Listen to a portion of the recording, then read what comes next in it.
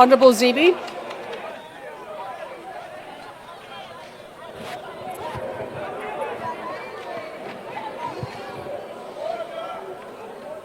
Thank you, Madam Deputy Speaker. Madam Deputy Speaker, I wanted to talk about domestic issues, given the importance of the issues we have to deal with domestically. But we are living in strange times. The U.S. Embassy in South Africa has issued a statement that they are closely monitoring land and farm seizures in South Africa and remain committed to fair and just resolutions. This is obviously untrue. It's a lie. As are many statements the second Trump administration makes about other countries and agencies of the U.S. government itself, such as USAID. These untruths have led to decisions affecting 17% of our HIV/AIDS funding and 15,000 jobs in the related sector. So these are not for casual observation, but deadly serious for us and other developing nations. This is an administration that engages in acts of bullying, such as the use of tariffs and other punishments our international partners like Canada, Mexico, and China have had to endure just in the last 2 weeks alone. We are not exempt from this new dystopian world. The US is one of our largest trading partners, and so this affects the state of our nation in the immediate future. In 2024, we exported 157 billion rand in goods and services to the US, while importing just over 120 billion.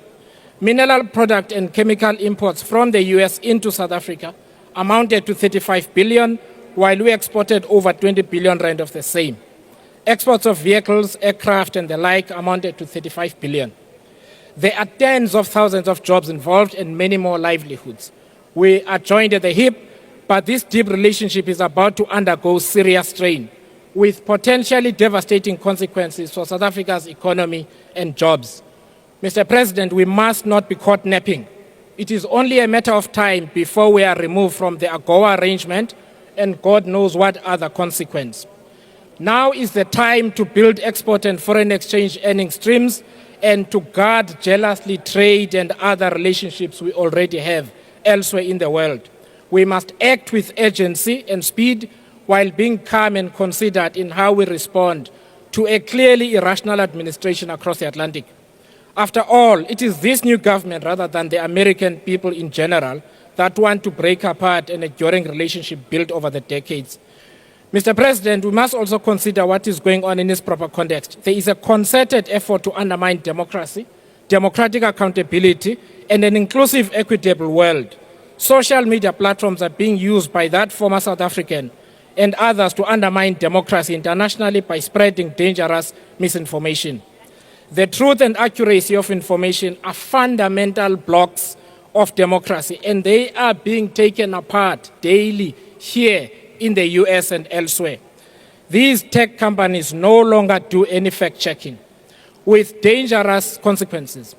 National consensus on key policy matters is not possible when millions exist in an imaginary universe, such as they are creating. We must use statute and regulation to force them to do fact-checking here or stay out of our country. I am sorry that these previously unimportant matters are coming to the fore on an occasion like this, but complacency is too expensive. What we see unfolding in the US is proof of that. We must act now to protect our economic interest, internal stability, and democracy in general. I also wish to say to those who want to use the opportunity presented by a racist right-wing government in the US to create further problems for us here in South Africa.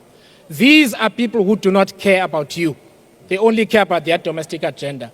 We must focus on fixing our own country and building the society we all deserve. I thank you.